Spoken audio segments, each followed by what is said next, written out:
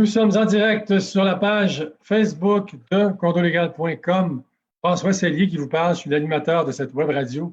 Depuis les tout débuts, ça fait 3 mois déjà. En fait, c'est l'émission numéro 16, donc ça fait 3 mois. Ça fait donc, oui, ça fait exactement 3 mois aujourd'hui même. Et donc, cette émission aujourd'hui traite de l'assurance du copropriétaire, ou l'assurance communément appelée l'assurance condo pour employer un anglicisme. Mais vous allez voir que pendant l'émission, avec mon invité, Maître Yves Jolicoeur, avocat en droit de la copropriété, avocat émérite. Bonsoir, Maître Jolicoeur. Bonsoir, M. Sellier. Vous allez voir que vous allez vous apercevoir que l'assurance du copropriétaire est intimement liée à l'assurance du syndicat à plusieurs égards. Vous allez comprendre, là, ça a l'air compliqué comme ça, mais vous allez comprendre. On va y venir et en espérant que nous pourrons faire l'heure, je crois que oui, c'est une question d'énergie. Là, on est dans les batteries. Alors, on espère qu'il y aura assez de batteries pour mettre le cœur afin que l'émission dure 1 heure parce que vous allez voir, vous allez adorer. Alors, l'assurance en copropriété est un passage obligé, mais les choses sont devenues pénibles dans cette matière depuis plusieurs années. On va vous dire pourquoi, vous en avez une idée. Ceux qui sont à l'écoute, parmi ceux qui sont à l'écoute, certains doivent avoir une bonne idée du pourquoi. Sachez par ailleurs que l'assurance condo deviendra obligatoire pour tous les copropriétaires sans exception à compter du 15 octobre 2020. Mais voilà, le nouvel article 1074.2 du Code civil du Québec, issu de l'adoption du projet de loi 141 en décembre 2018, projet de loi 141 qui a réformé l'assurance en copropriété, est en contradiction directe avec cette future obligation d'assurance. Et Maître Jolicoeur va vous expliquer pourquoi. Et c'est là que je redis que l'assurance du copropriétaire est intimement liée à l'assurance du syndicat. Les deux doivent s'arrimer ensemble à certains égards, sinon ça peut aller mal. Alors, notre invité, je le répète, Maître Yves Jolicoeur, avocat émérite en droit de la copropriété, il fait également partie du cabinet Terrien Couture Jolicoeur. Il va nous parler de tout ça. S'ajoute à cette obligation d'assurance pour tout copropriétaire le fonds d'auto-assurance qui, lui, deviendra obligatoire le 15 avril 2022. Ce fonds devra être constitué au plus tard 2 ans après son entrée en vigueur. Son montant devra égaler la plus haute franchise de l'assurance d'un syndicat en excluant celle pour les inondations ou les tremblements de terre. Le fonds d'auto-assurance devient d'autant plus vital, encore là, intimement lié avec l'assurance du copropriétaire d'une certaine manière, en raison de l'article 1074.2. Et là, on va vous parler d'unité de référence aussi. Vous allez voir, on va tout décortiquer ça, vous allez tout comprendre. Ça semble complexe a priori, mais c'est beaucoup plus simple qu'il n'y paraît, parce que M. Jolicoeur va vous l'expliquer dans un langage vulgarisé, comme il sait le faire. Alors, j'ajouterai aussi que rien ne va plus en matière d'assurance copropriété et condo au Québec. Il en va de même dans les autres provinces canadiennes. Les syndicats de copropriétaires abandonnés par leur assureur en raison d'un mauvais dossier de réclamation ne sont plus des cas d'exception. Certains d'entre eux ont la chance de pouvoir recadrer les risques, mais d'autres mordent la poussière et se retrouvent, pour ainsi dire, orphelins d'assurance, pour paraphraser Maître Yves Jolicoeur. Tout cela a un impact sur la valeur de revente d'un condo. Alors, qui voudra acheter un condo dans un immeuble qui n'est plus assuré ou dont les primes et les franchises sont si élevées que tu te dis, garde, moi, je n'achète pas ici, je me sauve en courant, je vais acheter ailleurs. Alors, la question est là, la question, elle est entière. Est-ce qu'elle a des réponses? Oui et non. On va en parler avec M. Jolicoeur. Je rappelle que M. Jolicoeur a également écrit le livre, notamment, parmi les 12 livres qu'il a écrits, il a écrit le livre L'assurance condo, tout ce qu'il faut savoir. Également, il a rédigé des textes de doctrine dans le cadre de conférences données au barreau du Québec concernant la formation continue. Puis je rappelle que M. Jolicoeur est l'un des grands responsables de l'adoption des projets de loi 141 et 16. Dans une certaine mesure, il a aussi joué un rôle conseil important sur le plan juridique, je ne pense pas me tromper, M. Jolicoeur, en disant ça, afin d'appuyer les autorités gouvernementales dans leur démarche pour faire adopter ces 2 projets de loi. Mais avant d'aller dans le détail de tout ce que je viens de vous dire, je vous rappelle que vous pouvez aller sur condolégal.com, le site condolégal.com, où vous avez notamment une fiche pratique qui traite de l'assurance responsabilité civile du copropriétaire. Comment vous vous rendez là? C'est très simple. vous cliquez sur l'onglet « Assurance » ici et vous allez dans « Fiches pratiques ». Et là, vous tombez sur tous les types d'assurance dont le produit d'assurance du copropriétaire. Et là, vous avez évidemment une fiche pratique. Toutes les fiches pratiques de l'onglet assurance ont été revisitées, modifiées en fonction de l'adoption du projet de loi 141. Alors, vous avez tout là-dedans. Assurance d'amélioration de la partie privative, assurance des biens meubles, assurance responsabilité civile, assurance complémentaire. Vous avez également une autre fiche pratique dans cette section. Recours contre un copropriétaire responsable d'un sinistre. Et là, on va vous parler de ce fameux article 1074.2, la première mouture issue du projet de loi 141 adopté et la deuxième qui a été corrigée lors de l'adoption du projet de loi 41. Également, on a parlé du fonds d'auto-assurance. On va vous l'expliquer en détail. Vous avez une fiche pratique sur le fonds d'auto-assurance qui, lui, va devenir obligatoire, si je ne m'abuse, le 15 avril 2022. Et ce fonds d'auto-assurance devra être suffisant dans les 2 années suivant sa mise en vigueur. Alors, ceux qui ont des franchises de 50 000, 100 000, ça pourrait faire mal, mais ce n'est pas fait pour faire de l'argent, ce n'est pas pour ajouter une charge supplémentaire, une charge financière additionnelle aux syndicats. C'est vraiment pour protéger les syndicats contre eux-mêmes en devenant un sinistre. Et là, on va encore parler de 1074.2 parce que c'est intimement lié. Alors, si vous voulez consulter la bibliographie de Maître Jolicoeur, vous pouvez vous rendre sur le site web Wilson Lafleur et sa bibliographie complète apparaît.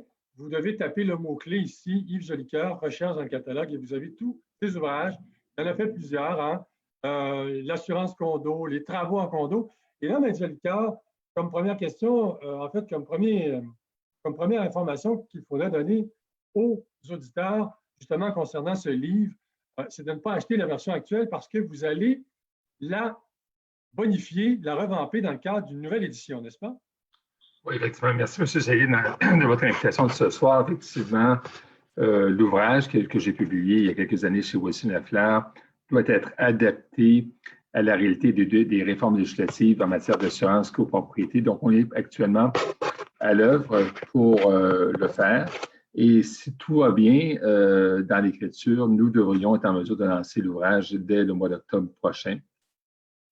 Évidemment, on a retardé la chose parce qu'il y a eu, et je pense que c'est important que l'auditoire le sache, de nombreuses réformes en matière d'assurance copropriété. Je les rappelle quand même, c'est important. Le ministre Laitao a présenté le projet de loi 141 en juillet 2018. Enfin, en juin, je crois, en juin 2018, à la veille des élections provinciales. Cette pièce législative est venue modifier tout le régime des assurances en matière de copropriété.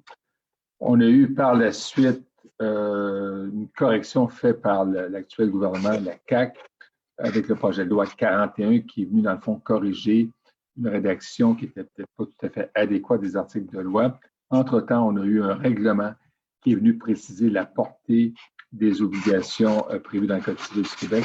Donc, il fallait attendre que toutes ces pièces législatives s'imbriquent avant de se mettre à l'écriture. Donc, si tout va bien, si le gouvernement ne nous sort pas d'autres pièces législatives, on devrait être bon pour le mois d'octobre prochain d'avoir un petit ouvrage de poche qui est très facile, très accessible pour le grand public. Tout ce qu'il faut savoir sur la copropriété. Il y a une série complète en matière de copropriété qui a été produite par Yves Pepneau et par moi-même, justement pour, dans le fond, démocratiser le savoir en matière de copropriété. Donc, ce livre est également offert à un prix très raisonnable, je pense. C'est pas très cher, là. Écoutez, c'était 14,95 $. Ça se peut qu'il y ait une petite majoration en raison du coût de l'impression, etc. Mais ça se veut des ouvrages accessibles au grand public. Je pense que c'est important que pour que la copropriété se porte bien et se vive bien, que autant les copropriétaires que les administrateurs prennent connaissance des textes de base et les ouvrages qu'on a produits autant sur Condo Légal que sur ces ouvrages-là, c'est de la grande vulgarisation. D'ailleurs, M. Salvier, je dois quand même le signaler ce soir, a participé à la vulgarisation de ces ouvrages. Moi, je dis toujours que c'est important des gens comme vous, M. Salvier, qui prennent le temps de lire du substrat, vous n'êtes pas avocat, mais qui vont dans le fond être compris là, par par les courtiers, donc des centaines de milliers de courtiers québécois. C'est important que tout ça se suive et qu'on ne soit pas les seuls comme avocats à y comprendre quoi que ce soit. Merci beaucoup pour la petite parenthèse. Effectivement, Yves Jolicoeur et moi-même travaillons ensemble depuis une quinzaine d'années. Je crois qu'il faut le dire, là, nous sommes appelés à collaborer ensemble sur une base presque quotidiennement. Et évidemment, je ne suis pas avocat, mais j'en ai mangé du droit de la copropriété divise depuis 15 ans. Je peux vous dire que c'est devenu familier pour moi. Hein? Évidemment, je ne suis pas avocat, je le répète. Mais, M. Jolicoeur, avant d'entrer dans les complexités de l'assurance en copropriété, je pense qu'on va rester collé à une réalité importante pour tous les copropriétaires qui devront s'assurer, devront obligatoirement souscrire un produit d'assurance d'ici quelques temps. Je l'ai dit tout à l'heure, ça va être le 15 octobre 2020. Tous les copropriétaires devront être assurés sans exception. On sait que la plupart des déclarations de copropriété prévoient un règlement qui oblige les copropriétaires à s'assurer et le conseil d'administration a le devoir de vérifier périodiquement que l'assurance est toujours valide, n'est-ce pas, M. Jolicoeur? Absolument. Puis ce qu'il faut également comprendre, c'est que l'assurance du copropriétaire, elle est dans le fond complémentaire à celle du syndicat. Si vous me permettez, M. Cellier, un peu de remettre les choses en perspective. On a connu en 1994 ce qu'on appelle la réforme du Code civil du Québec, une très grande réforme qui avait été attendue depuis des décennies au Québec. Je m'excuse de vous interrompre, M. Jolicoeur, il y a un bruit, il y a des bruits de frottement. Est-ce que c'est... J'imagine que c'est étranger à nous deux ou est-ce que c'est... Je ne les entends pas. Est-ce que c'est toujours présent? Pour l'instant, là, ça ne l'est pas. Tout va bien. Bon. Alors, d'avoir interrompu. Non, il n'y a pas de souci. Donc, en 1994, c'est la grande réforme législative du Code civil du Québec et que, compte tenu que les dispositions du droit de la copropriété sont enchâssées dans le Code civil, on est venu réformer le Code des dispositions en matière de copropriété divise. Et dans les grandes annonces gouvernementales de l'époque, c'était de créer une assurance collective pour l'immeuble, c'est-à-dire que le syndicat des copropriétaires assure l'entièreté du bâtiment, autant les parties communes que les parties privatives, ce qui faisait en sorte que l'assurance du copropriétaire devenait complémentaire essentiellement pour ses implications. Là, je parle du volet de l'assurance bien. Ça, c'est important de bien placer les choses parce que souvent, on a des acheteurs de condos qui étaient propriétaires d'une maison unifamiliale. Les gens étaient habitués à assurer leur maison. Puis, évidemment, on arrive en condo, on ajoute un appartement à 400 000 ou 350 000 $, puis les gens vont automatiquement parfois assurer leur condo en termes de valeur de reconstruction pour le plein montant de l'acquisition. Alors, évidemment, ça fait double emploi. Ce n'est pas du tout l'objectif recherché par le législateur. L'objectif recherché par le législateur, il est très simple. C'est qu'on a une personne morale, un syndicat de copropriétaires, qui, au terme de l'article 1039, est là pour assurer la conservation de l'immeuble. Et l'assurance, ça s'inscrit dans la conservation de l'immeuble. C'est-à-dire que s'il y a un sinistre, on a un produit d'assurance suffisant pour remettre en état l'immeuble et, dans le fond, pour pérenniser l'immeuble. Donc, l'assurance du syndicat, ça s'inscrit dans cette logique-là de 1073. Oui. Alors, en fait, je crois qu'il est important de faire la différence. Il y a deux produits d'assurance en copropriété, l'assurance du syndicat et l'assurance du copropriétaire qui ne couvrent pas du tout les mêmes choses. C'est-à-dire que l'assurance du syndicat couvre toutes les parties communes en cas de sinistre, en cas de dommage, et l'assurance du copropriétaire couvre la responsabilité civile, les améliorations apportées à la partie privative, mais aussi les biens meubles, n'est-ce pas? C'est important que justement, il n'y ait pas de chevauchement. Quand vous parlez de valeur de reconstruction, ce qu'il faut comprendre, c'est que c'est l'assureur du syndicat qui s'occupe, qui devrait couvrir l'immeuble pour la bonne valeur de reconstruction. La bonne valeur, puis sans vouloir que vous corrigiez, M. Cellier, le syndicat assure plus que les parties communes, il assure les parties privatives. En fait, les gens, à même leurs frais de condo, payent la prime d'assurance pour qu'advenant il y ait un sinistre, un feu, un dégât d'eau ou quoi que ce soit, l'assurance du syndicat soit là pour pouvoir, dans le fond, prendre charge des travaux de réhabilitation puis assurer la pérennité de l'immeuble. Donc, évidemment, les gens vont se dire, bien, si le syndicat assure l'immeuble, à quoi bon s'assurer comme copropriétaire? Alors, il y a une exception qui a été faite en 1994 dans le Code civil, c'est-à-dire l'exception, c'est-à-dire que toutes les améliorations qui ont pu être apportées à une partie privative, ben, ce n'est pas à la collectivité des assurés, c'est aux copropriétaires individuellement des assurés.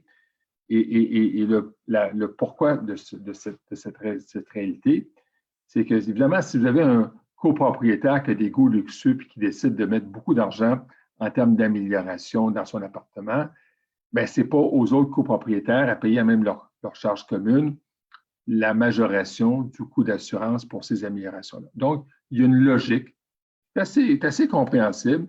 Tout ce qui est le volet amélioration, ben, c'est le copropriétaire qui doit en prendre charge. Et tout ce qui est également responsabilité civile, si un copropriétaire crée des dommages à l'immeuble, c'est à lui à l'assurer.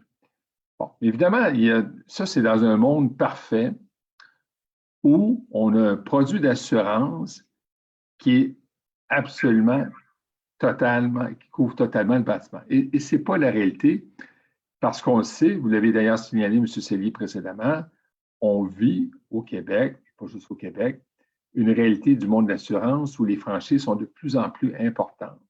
Même pire encore, on a dans certaines copropriétés des risques qui ne sont plus couverts. Pensons aux dégâts d'eau, au feu, etc.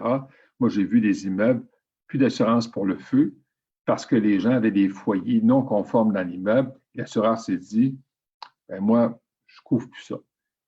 Bien, à ce moment-là, l'assurance du copropriétaire va devenir complémentaire. Elle va, en principe, remplir ce qui n'est pas rempli par l'assurance du syndicat. Donc, il y a un jeu de vase communicant.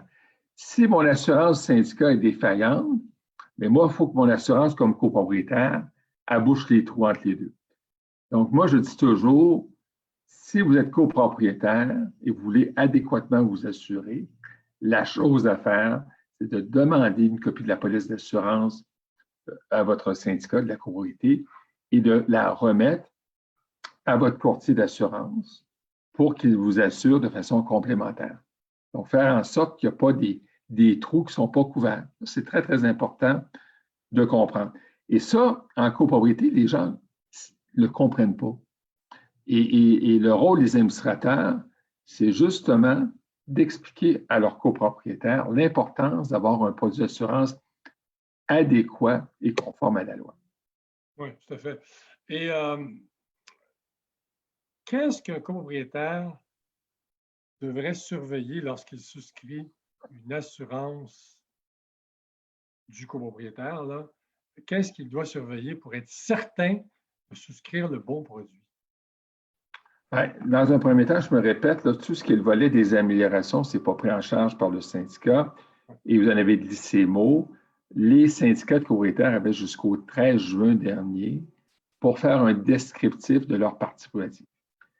Ce descriptif sert et permet à un copropriétaire de savoir si dans sa partie privative, il y a eu ou non, depuis la constitution de la copropriété, des améliorations faites. Pas juste par lui, ça peut être par ses prédécesseurs. Alors, à partir du moment où le copropriétaire, parce que je vais vous expliquer un peu comment on devrait s'assurer, le copropriétaire décide de s'assurer au acheteur, qu'est-ce qu'il va prendre en compte? Bien, dans un premier temps, je me répète, la police d'assurance du syndicat pour voir que son produit d'assurance va combler les déficits d'assurance. Deuxièmement, il va prendre le descriptif de la partie privative, il va regarder son appartement, il va se dire, mon Dieu, à l'origine, il y avait des armoires en mélamine et ici, j'ai des armoires en chêne tigré. Donc, par la force des choses, il y a eu, à travers les années, des travaux de fait qui ont amené une majoration du coût de reconstruction.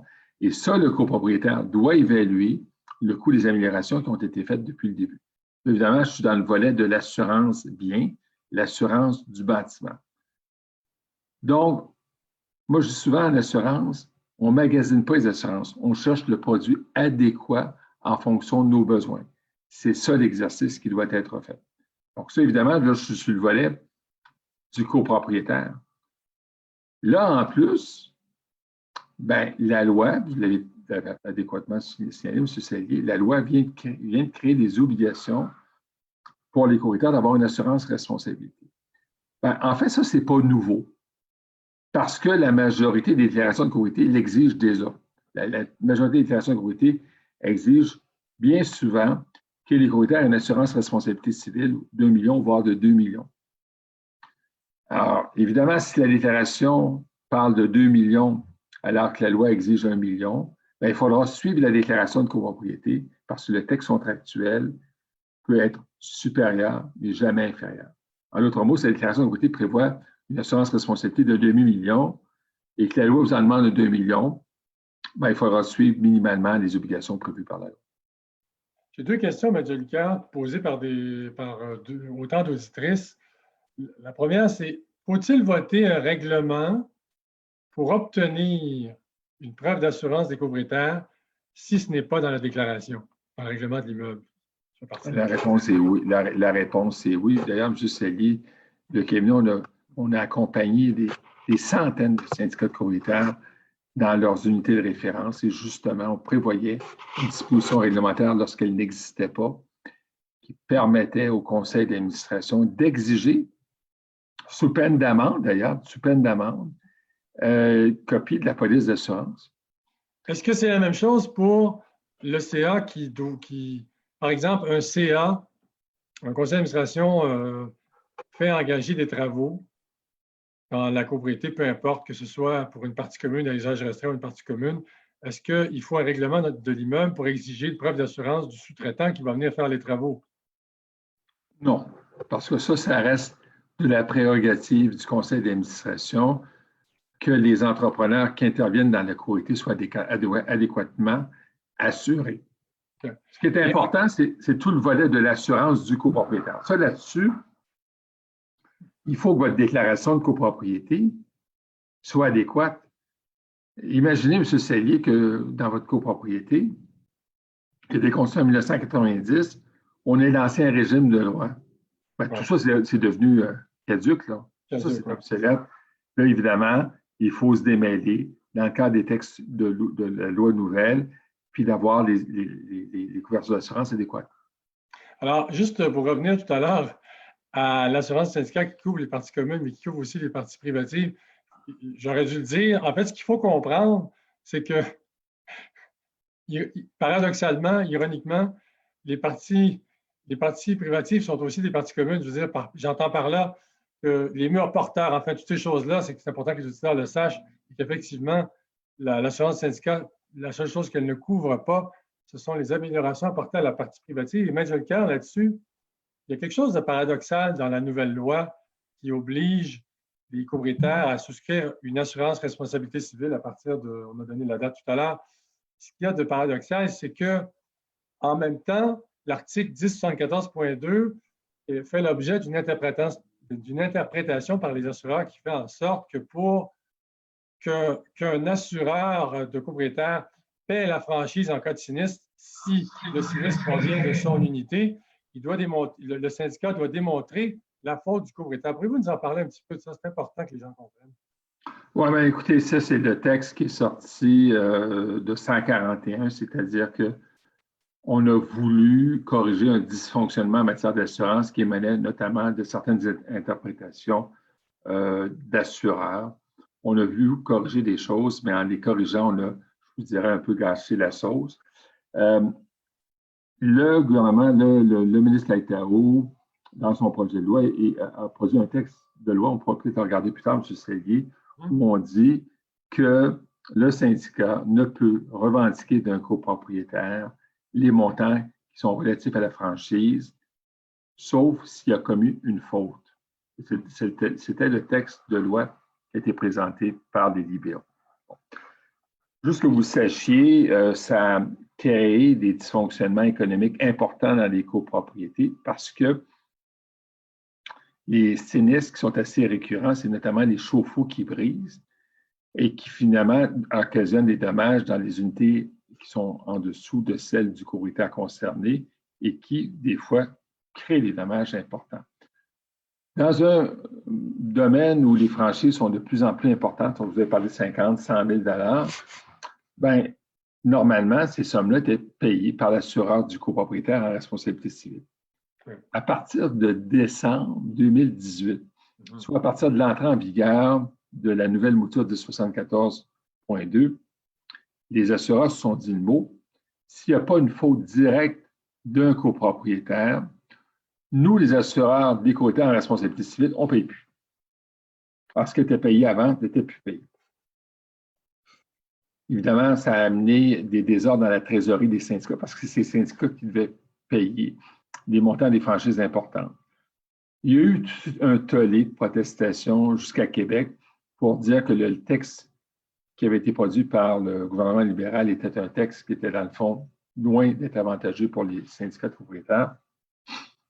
Et l'ex-ministre Thériault, en pleine commission parlementaire sur l'analyse du projet de loi 16, a interpellé sa collègue, la ministre responsable, en lui disant « Madame la ministre, je sais qu'on étudie le projet de loi 16, je sais qu'on ne traite pas d'assurance ce matin, c'était un matin à l'Assemblée nationale, mais sachez que beaucoup de citoyens m'ont interpellé sur un dysfonctionnement d'interprétation des assurances. » Alors, et là, la ministre responsable est venue dire, écoutez, on est conscient, cette question-là nous a été rapportée par de nombreux citoyens, on est en train d'y voir. Effectivement, la CAQ, suite aux commentaires de la ministre Laforêt, a produit le projet de loi 41, qui est venu, dans le fond, refléter l'intention du ministre de l'époque, Laitao, parce que la ministre, en pleine commission parlementaire, est venue dire, Madame la ministre, ce n'était pas l'intention de mon collègue de l'époque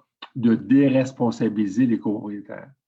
C'est l'interprétation, voulant dire, c'est l'interprétation qu'en font les assureurs. Alors, l'intention du législateur n'a jamais été de déresponsabiliser les copropriétaires en ce qui a trait aux biens pour lesquels ils ont la garde, notamment les chauffe-eau, la vaisselle, etc. Donc, on est revenu, on nous a produit un texte qui fait en sorte de fermer les écoutilles et de fermer la porte au discours récurrent des assureurs en responsabilité civile des copropriétaires qui disent « on ne paye pas à moins que vous puissiez prouver une faute ». Alors, le chauffe-eau, il a cédé.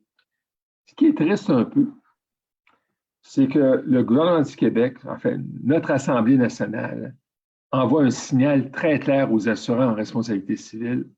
C'est fini la récréation. Mais malgré tout ça, M. Sellier, on constate encore des assureurs qui nient couverture en disant le chauffe-eau, il n'y a pas de faute directe de mon assuré, donc je ne paye pas. C'est comme si certains assureurs étaient au-dessus de la loi. Donc, certains assureurs, certains maintenant se sont rangés du côté de l'esprit de la loi d'origine et se remettent à payer dans ces situations, n'est-ce pas? Bien, ils devraient, mais ils ne le font pas, M. Sellier. OK. Personne ne le fait, donc.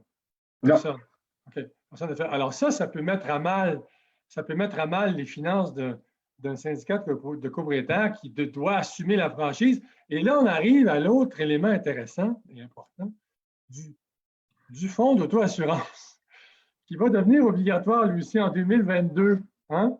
Alors, le 15 avril 2022, les syndicats de copropriétaires devront commencer à constituer un fonds de prévoyance. Ils auront un fonds d'auto-assurance. Ils auront 2 ans pour qu'il soit suffisant en fonction de la franchise la plus élevée de leur contrat d'assurance, à l'exception des inondations et des tremblements de terre. Mais bien le cas, là où je veux en venir, c'est que c'est d'autant plus important d'avoir un fonds d'auto-assurance si on ne peut pas aller chercher l'indemnité de l'assureur du copropriétaire pour payer la franchise. C'est donc d'autant plus important d'avoir un fonds d'auto-assurance. Si la franchise atteint des montants de 50 000 $, 100 000 $, c'est d'autant plus important, n'est-ce pas?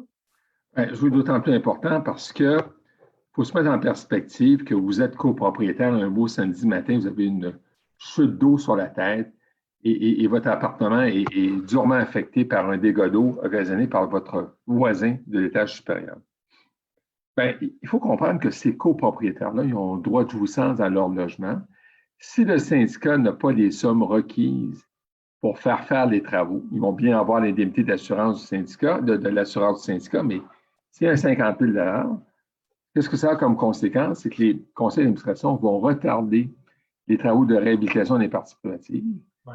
On va avoir des gens qui vont vivre dans des appartements insalubres parce qu'il va y avoir de la moisissure qui va se développer, parce que je les ai vécus, ces dossiers-là, M. Sellier. Hein? Ce n'est pas des histoires que j'invente ce soir. on a des gens qui ont encore aujourd'hui, parce que des assureurs en responsabilité civile se sont passés le mot en disant on ne paye pas, qui se ramassent dans des situations difficiles, précaires. Ouais. Bon, ouais. Maintenant, il y a une chose par contre qu'il faut dire, c'est qu'il y a des syndicats de propriétaires qui n'attendent pas l'obligation de se constituer un fonds d'auto-assurance pour cotiser. On a plusieurs côtés québécoises qui l'ont fait parce que d'une façon ou d'une autre, ils se disent, si jamais on a une franchise de payer et on n'a pas l'argent, qu'est-ce qu'on va devoir faire? C'est une cotisation spéciale. Cotisation spéciale qui peut tomber à un mauvais moment. Alors, il y a un mauvais moment, et ça en est un mauvais moment, M. Cellier. On vit une des pires crises qu'on n'a pas vécues en 100 ans. On vit actuellement sur des apports financiers colossaux de l'État québécois et du gouvernement canadien. Et en plus, des copropriétaires qui sont, dans certains cas, fragilisés en termes d'emploi, qu'on leur lève une cotisation spéciale de 50 000 $ parce qu'une franchise, ça n'a pas de bon sens. Oui. Rappelons-nous que l'objectif législateur, qu'on parle en matière de fonds de prévoyance, en matière de fonds d'auto-assurance, c'est de lisser dans le temps des dépenses. C'est d'éviter des cotisations spéciales. Quand les gens disent, dans ces lois-là, créer une charge financière additionnelle, c'est de la démagogie. Ce n'est pas une charge financière additionnelle, c'est de l'épargne. On met de l'argent pour faire en sorte que si nos copropriétaires sont affectés par un sinistre, qu'on ait posé une section en disant écoutez, on est dans une mauvaise conjoncture pour ne pas lever une cotisation spéciale, c'est le COVID, etc. Ce n'est pas ça l'objectif. L'objectif, c'est de pérenniser nos immeubles en copropriété et faire en sorte de ne jamais avoir des propriétaires qui soient laissés orphelins suite à un sinistre. Mais Leclerc, on pourrait avoir tendance à penser que la franchise, disons la franchise pour un dégât d'eau, le montant de la franchise pour un dégât d'eau serait proportionnel à la taille de la copropriété. Je m'explique. Prenons une tour de 100 condos, de 150 condos, et une franchise pour dégâts d'eau de 100 000. 150 condos, 100 000 divisé par 150, c'est jouable. Mais est-ce qu'on voit des franchises de 50 000, 100 000 pour des immeubles de 8, 16, 20 unités? Est-ce qu'on voit ça? On voit ça. Je ne vous dis pas que c'est légion. On voit ça. Et c'est ces copropriétés-là qui sont les plus affectées par les sinistres. Oui. Certains syndicats de copropriétaires, parce que la loi, c'est une chose, mais la connaître, c'en est une autre. Certains syndicats ne savent pas, ne sont pas au courant, ne savent pas qu'il faudrait créer un fonds d'auto-assurance dans 2 ans, ne le savent pas. Puis, est-ce qu'on pourrait avoir tendance à se dire, même même dans les syndicats qui le savent, bon, nous, on ne constituera pas un fonds d'auto-assurance. Nous avons 150 unités, notre franchise est de 100 000. Quand on aura un sinistre, on demandera à tout le monde de cotiser immédiatement, tout le monde va payer. Oui, ça c'est une erreur en gestion, là, parce que quand on dit que tout le monde va avoir cet argent-là à portée de la main, peut-être un nombre significatif, mais pas tous. Mais moi, M. Cellier, vous êtes sinistré. Avez-vous le goût de vous faire dire par votre conseil d'administration, bien, M. Cellier, on va appeler une assemblée de copropriétaires d'ici 3 semaines, puis on verra faire des travaux d'ici 2 mois. L'objectif, c'est de faire des travaux immédiatement, c'est de remettre en état les gens. C'est à ça que ça sert, le fonds d'auto-assurance. On ne dépense pas à partir du fonds d'auto-assurance pour des réparations somptuaires. On s'assure que nos immeubles en copropriété, dès qu'il y a un sinistre, on ait l'argent pour remettre en état les lieux. On a vu combien d'immeubles affectés par de la moisissure parce que les sinistres n'ont pas été déclarés. On a laissé l'eau dans les murs. Et par la suite, qu'est-ce qu'on a? On a des copropriétaires malades. Parce que de la moisissure derrière les murs, les gens sont intoxiqués. Ça amène des problèmes de santé chez nos copropriétaires. Ce n'est pas du tout ça l'objectif de vivre en copropriété. Et M. Leclerc, est-ce que des copropriétaires pourraient sommer le conseil d'administration de créer le fonds d'auto-assurance advenant qu'ils ne le fassent pas? Dans l'état actuel des choses, non. Parce que la loi ne le prévoit pas, à moins que la déclaration de copropriété ait été amendée puis qu'on voit cette obligation-là. La réponse est non. Bon. Et dans la bonne gestion, dans la bonne gouvernance d'une copropriété, à mes yeux, ça fait partie des gestes que le conseil d'administration devrait poser et pas attendre dans 2 ans. Puis encore là, dans 2 ans, Certains disent que ça va jusqu'à 4 ans. Moi, le texte de loi n'est pas aussi clair que ça. Moi, je pense que certains vont dire oui, mais ça va devenir exigible au moment même de l'entrée en vigueur de la loi, sans en faire un débat sur les problématiques d'interprétation des mesures transitoires. Penser à vous bâtir de l'épargne, c'est comme penser pour un jeune homme ou une jeune femme de 23 ans de mettre de l'argent dans un régime d'épargne retraite. Les gens se disent à cet âge-là, puis si je veux un exemple que je donne, ouais, mais c'est pas avant 40 ans. J'ai plus le goût de profiter de la vie que de mettre l'argent de côté pour mes vieux jours. Ben voyons donc, la vie, c'est pas ça. Puis, il faut comprendre que choisir de vivre dans un bâtiment collectif, c'est bien différent que de s'acheter une maison. Si dans une maison, vous avez une franchise significative, ben, vous êtes tout seul à souffrir le sinistre. En copropriété, on a bien souvent les propriétaires qui ne sont que des victimes d'un voisin malchanceux. OK. Mais les copropriétaires, là, une fois que le sinistre est survenu, s'il n'y a pas assez d'argent dans la trésorerie pour payer la franchise, là, les copropriétaires pourraient le reprocher aux administrateurs. Est-ce que c'est le cas? Ben là, ils vont leur reprocher quoi? Ils vont leur dire, ben, cotisez, mais entre-temps, ben, ça va donner quoi? Ça va donner un immeuble qui va être laissé à l'abandon, faute d'argent. Puis plus vous retardez les travaux, ben, plus il y a un accroissement des dommages qui ne sera pas payé par l'assureur. Oui. Il y a une auditrice qui nous dit, puis c'est pertinent, là, plusieurs propriétaires le disent, puis on le sait nous-mêmes, là, vous le vivez, Maître Delcan, tous les jours, je le vois moi aussi, en tant que rédacteur en chef du magazine Condo Liaison, puis en tant qu'administrateur de copropriété moi-même, les propriétaires disent qu'ils paient pour le laxisme des 25 dernières années. Tout arrive en même temps. C'est vrai que ça assure la pérennité du bâtiment. Là, on parle de fonds d'auto-assurance. Mais c'est une charge financière pour ces gens-là. Prenons l'exemple d'un syndicat qui a été mal administré pendant 20 ans et tout à coup, un CA arrive en poste et décide de faire les choses, décide de faire du ménage. Ça coûte cher à mettre du cœur. Vous en avez vu plusieurs syndicats qui vivent la situation? Ça coûte cher, puis ça a un impact significatif sur la capacité des gens de revendre leur appartement. Effectivement. Moi, j'ai mandat de l'organisme d'autoréglementation du courtage immobilier de faire la formation pour les courtiers pour les transactions condo. Et qu'est-ce que je leur enseigne, M. Sellier? C'est de vérifier la première chose, c'est les couvertures d'assurance. On commence comme ça. Si vous avez dans une copropriété une franchise très élevée et dans une autre une franchise peu élevée, bien après les gars, c'est bien mieux d'acheter dans la copropriété où la franchise est peu élevée parce qu'effectivement, vous protégez votre client sur des apports financiers. Maintenant, il y en a qui ont été bien malchanceux par les années passées, puis ils doivent vivre avec des franchises élevées. Mais moi, je suis acheteur d'un condo, puis je vois que le syndicat a constitué un fonds d'auto-assurance à la hauteur de la franchise, la plus haute franchise. Bien, je vais peut-être acheter en disant, bien, regardez, j'ai un conseil de gens responsables, c'est plate, qui ont eu un historique malheureux en matière d'assurance, mais ils se prennent en main.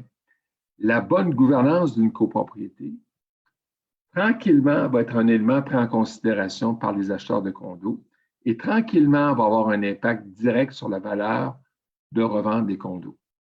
Ouais.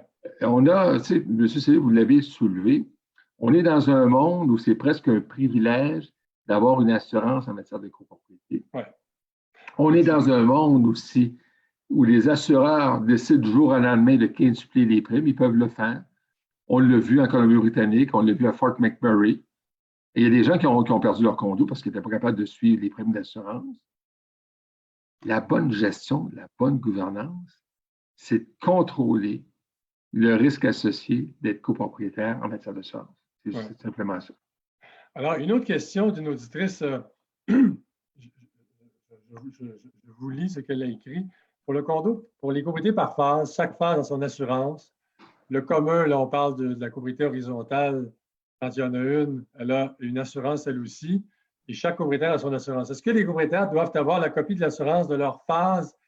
Et là, je vais aller dans le Word parce que la question est disparue. On va passer à une autre. Est-ce que les copropriétaires doivent avoir la copie de l'assurance de leur phase et de la copropriété horizontale pour savoir comment s'assurer adéquatement? Parce que ça fait beaucoup de produits d'assurance pour le même bien. Est-ce qu'on peut démêler tout ça en quelques minutes, M. Leclerc?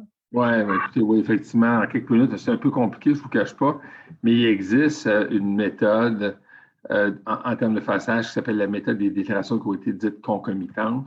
Ouais. Alors, c'est-à-dire que vous avez un grand syndicat de copropriétaires qui interrelie plusieurs immeubles qui, eux, individuellement, sont assujettis à leur propre déclaration de copropriété. Alors, évidemment, il faut avoir un régime d'assurance complémentaire. Alors, généralement, l'assurance du syndicat initial va assurer les parties communes qui est commune à toutes les phases, une piscine, un stationnement, etc. Théoriquement, il devrait assurer l'initial, les parties privatives qui sont les buildings. Mais compte tenu que les syndicats concomitants le font, il y a des dispositions particulières dans les déclarations de côté qui évitent la double assurance. Maintenant, avec l'obligation que les syndicats avaient jusqu'au 13 juin de faire la description de leurs parties privatives sans donner le fin détail juridique du comment et du pourquoi, il y a moyen d'éviter la double assurance. Mais c'est important que moi, comme copropriétaire dans un phasage, j'ai la police d'assurance du syndicat initial et de la concomitante. Moi, je veux m'assurer que si quelqu'un va à la piscine et qu'il se blesse ou il se noie, puis qu'il y a un recours en justice, parce qu'il pourrait y avoir un recours en justice contre le syndicat, que je n'ai pas à me ramasser un jour à payer des sommes astronomiques parce que les administrateurs de l'initial ont oublié d'assurer. Et je l'ai vu, ça. Je l'ai vu. Donc, ça prend des courtiers d'assurance spécialisés en copropriété divise, en phasage, pour s'occuper de ça, parce que c'est un domaine, M. Sellier, extrêmement pointu. Un bon courtier d'assurance, moi, je pense notamment à un monsieur qui s'appelle Pierre Gravel. Hein? Je ne suis pas là ici pour faire de la publicité pour un courtier ou pour un autre. De Dale Parizeau, soit dit en passant. De Lucie Dale Parizeau. Bon. Pierre Gravel, c'est un des courtiers qui prend le temps de lire les déclarations de copropriété l'une après l'autre, les analyser et de s'assurer que le produit d'assurance, M. Sellier, soit adéquat. Bon, il y a d'autres personnes de qualité. Là. Je ne suis pas ici pour valoriser, mais dites-vous une chose. Quand vous retenez les services d'un courtier d'assurance, retenez surtout pas un vendeur d'assurance, mais un conseiller en assurance. Donc, ça, c'est important de bien distinguer l'un de l'autre. Puis là, comme je vous dis, je parle de M. Gravel parce que c'est un des pionniers dans le domaine. C'est quelqu'un qui a formé des collègues, dont certains sont partis chez d'autres courtiers, mais pour qui, dans le domaine de l'industrie, tout le monde a une reconnaissance exceptionnelle dans ce monsieur-là. M. Gravel est encore quelqu'un d'actif malgré son âge respectable. Bien, dans le choix de votre courtier, là, trouvez donc un monsieur Gravel, quelqu'un qui effectivement, là, on a la photo de Pierre Gravel ici, quelqu'un là qui a à cœur ses clients. Moi, j'ai vu des courtiers d'assurance qui vendaient de l'assurance. J'ai vu également des assureurs et des agents d'assurance qui offraient un produit inadéquat. L'assurance condo, c'est quelque chose d'extrêmement complexe. Il faut se faire accompagner et arrêter de dire on va magasiner des assurances. C'est pas un prix qu'on magasine pas. On ne magasine pas un prix, là. On magasine un produit de qualité. Bien, c'est sûr. Tu sais, moi, M. Sellier, je les ai vécus. J'ai été impliqué dans les plus gros sinistres en copropriété au Québec, dont notamment celui du Faubourg-Boisbriand. C'est une des plus grosses pertes. Je peux vous dire que la qualité du produit distingue la situation. J'ai vécu des bâtiments qui ont été rasés par le feu. J'ai vécu des immeubles mal assurés, avec des courtiers qui n'avaient pas les bons produits d'assurance aussi. Ça peut devenir un cauchemar. Et la mesure législative que Québec a passée par 141, les règlements, vise justement à responsabiliser l'industrie de l'assurance, mais également les courtiers, à avoir des produits d'assurance adéquats. Et les copropriétaires, là, je vous le dis là, ce soir, prenez pas pour acquis que tout est couvert. Rappelez-vous que vous devez assurer les améliorations. Rappelez-vous que vous devez avoir une assurance responsabilité civile conforme à la loi bientôt, mais conforme à votre déclaration de côté. Rappelez-vous que vos biens meubles ne sont pas couverts. Puis rappelez-vous aussi que si vous louez votre logement, votre produit d'assurance devra être également conforme. Justement, là-dessus, M. Leclerc, le copropriétaire bailleur, qui normalement doit détenir une assurance du copropriétaire, devrait exiger que son locataire soit assuré. Sinon, un sinistre causé par le locataire, ça pourrait devenir compliqué, non? Ben oui, ça peut devenir compliqué. Puis effectivement, exiger, si vous louez vos logements, que votre locataire ait une assurance responsabilité civile, parce que vous n'avez pas de contrôle sur le locataire. Puis il est même de son intérêt au locataire d'avoir une assurance responsabilité, parce qu'un locataire qui occasionne des dommages dans l'immeuble, mention notamment baignoire qui déborde, lui, il n'a pas le bénéfice du copropriétaire qui ne peut pas être poursuivi par l'assureur du syndicat. Je fais déborder ma baignoire, ça fait 50 000 $ de dommages dans l'immeuble. La loi fait en sorte que l'assureur du syndicat n'a pas de recours subrogatoire contre moi. Et la raison est très simple, parce que je paye déjà une partie de la prime d'assurance. Je ne suis pas pour payer une prime d'assurance pour me faire poursuivre par la suite par mon assureur. Ouais. C'est le principe. Un peu comme dans une maison unifamiliale, je suis le conjoint de madame, madame est propriétaire de la maison, je mets le feu accidentellement dans la maison, je fais partie de la maison de l'assuré et l'assureur de ma conjointe n'a pas de recours subrogatoire contre moi. Ouais, alors, le locataire, M. Célie, n'a pas cette protection-là. Si le locataire met le feu au bâtiment ou occasionne des dommages et que l'assureur du syndicat paye, je ne sais pas, 500 000 $ tout au sinistre, bien, l'assureur du syndicat a un recours contre le locataire. OK.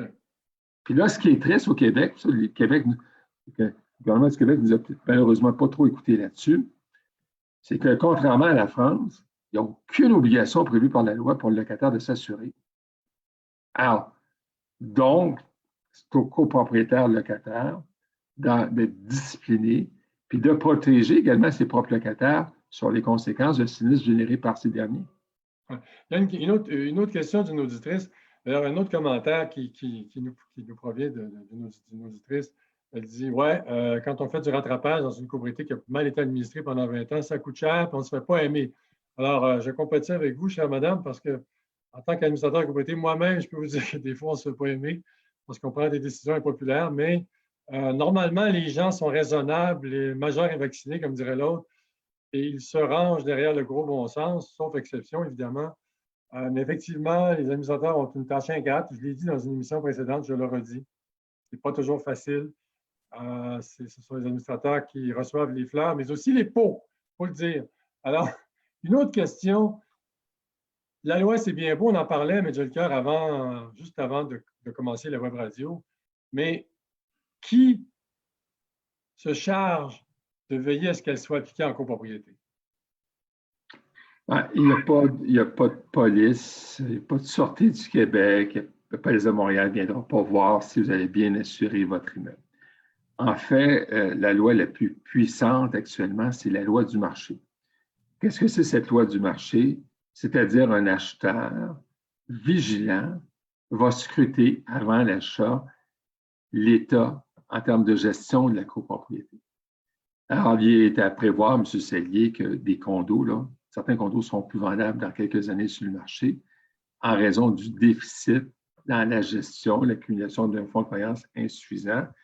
Ça va nous amener dans des immeubles avec un retard accumulé tellement grand que les gens ne s'en sortiront pas. Vous savez, M. Sellier, j'ai écrit un ouvrage avec Maître Olivier Brand, un grand avocat spécialiste à Paris, et syndic judiciaire de Bruxelles, Jean-Pierre Lanois, sur les copropriétés en difficulté. D'ailleurs, vous avez été encore là sollicité sur la vulgarisation à quelques moments sur cet ouvrage-là. Mais on a décrit la faillite de la copropriété. Sachez qu'on peut faire faillite avec sa copropriété si on n'est pas capable d'avoir de la rigueur.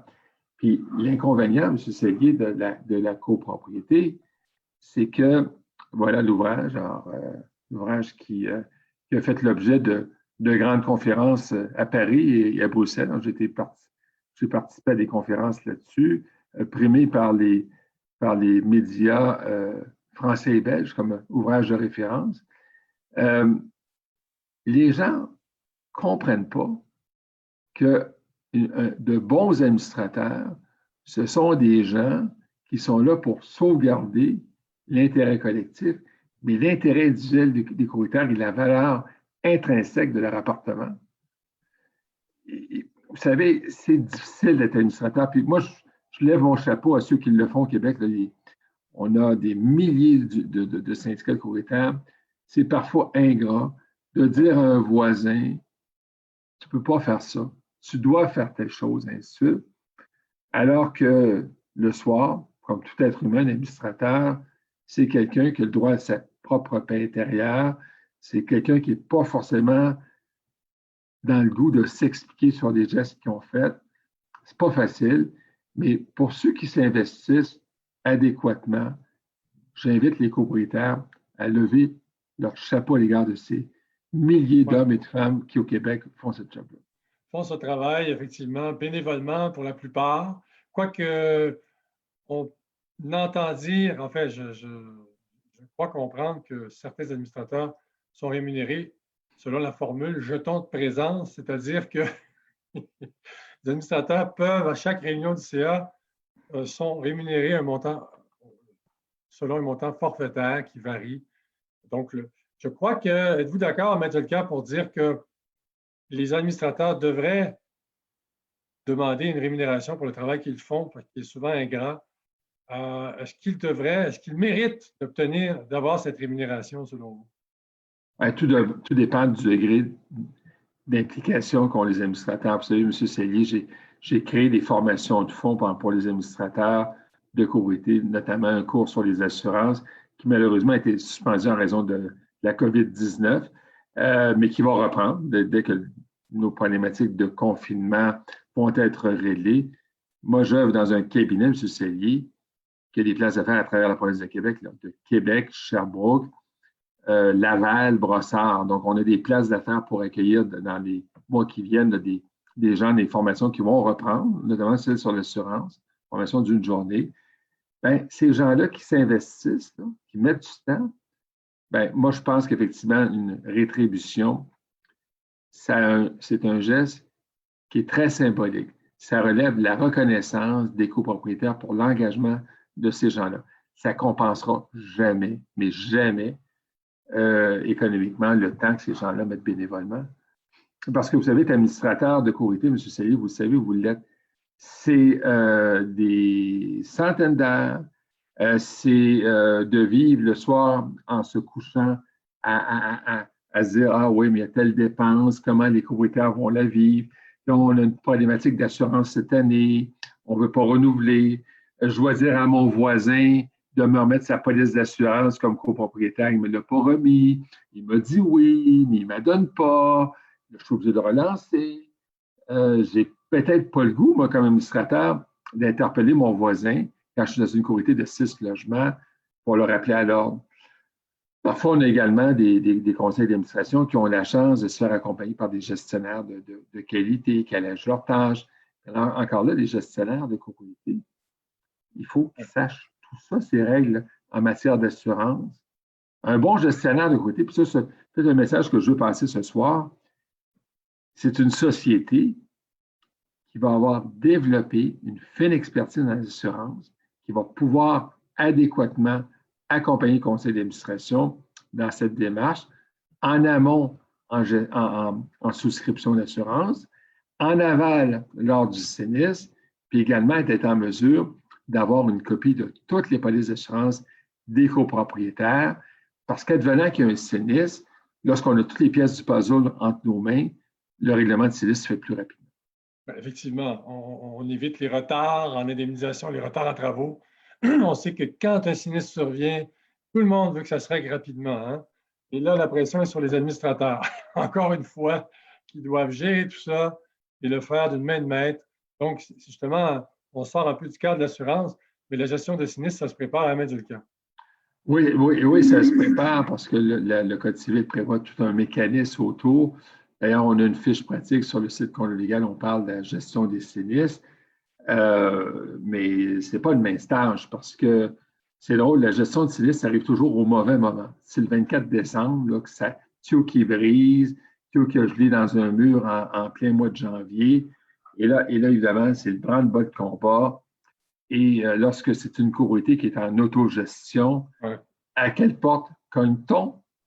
Ben, celle de M. Sellier, qui est administrateur, Voilà. ou celle de Denis ou de Janine ou de Voilà. Walter. Et ça peut même devenir du harcèlement parce qu'une auditrice nous dit justement, parfois c'est quasiment du harcèlement, on nous prend pour des concierges. Alors là, les propriétaires ne sont pas toujours enclins à vouloir respecter, par exemple, le règlement d'immeuble, par exemple. Je ne dis pas que tout le monde ne le respecte pas. Mais Ben, lorsqu'il y a un sinistre, et là, il faut que ça bouge vite, là. oui, ça bouge. Moi, M. Sellier, vous le savez, je me suis investi, j'ai œuvré dans la vulgarisation du droit de la copropriété.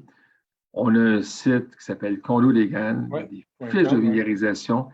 Éduquez vos copropriétaires. C'est un site qui est, sans passant, qui est bilingue. Je peux vous dire que c'est le site de référence au Québec en matière de copropriété. C'est peut-être bon, à un moment donné, de leur envoyer quelques fiches pour leur expliquer le modus operandi. Ce site qui regorge d'informations, vous avez un glossaire qui comprend plus de 1000 définitions en matière de copropriété et toutes ces définitions-là sont attachées avec des fiches pratiques. Il y a de quoi pour régler toutes les prochaines insomnies des administrateurs, au moins pour les 30 prochaines années. C'est à 3 heures du matin, parce que sachez que c'est à 3 heures, 4 heures la nuit que j'écris ça. L'effort, là, c'est pas dans mes heures œuvrées comme avocat, c'est un effort. Puis, pensez à tous ceux, les auteurs en droit de la copropriété, qui ont pris le temps de vulgariser le droit de la copropriété. Pensez également au regroupement des gestionnaires et recruteurs du Québec, qui est l'organisme dont je suis un des membres fondateurs, qui a vulgarisé à travers la province de Québec la copropriété, pas juste en droit, mais en gestion, en assurance. On a actuellement sur le conseil d'administration du RGSQ de Montréal Vincent Gaudreau, qui est un des grands courtiers d'assurance.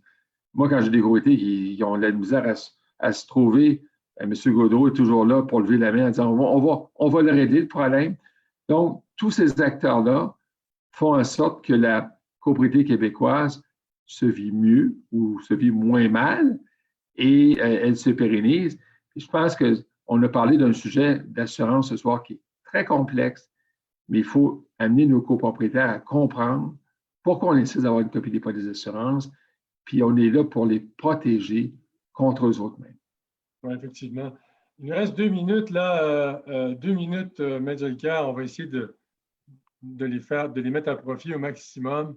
Est-ce que, dans une perspective à moyen et long terme, vous êtes d'avis que la copropriété divise, qui vit des moments très difficiles depuis plusieurs années, pour plusieurs syndicats de copropriétaires, va s'en sortir et qu'on va assainir tout ça pour en arriver à un cadre harmonieux et convivial entre copropriétaires, entre administrateurs et copropriétaires, et que la copropriété s'en va dans le bon sens?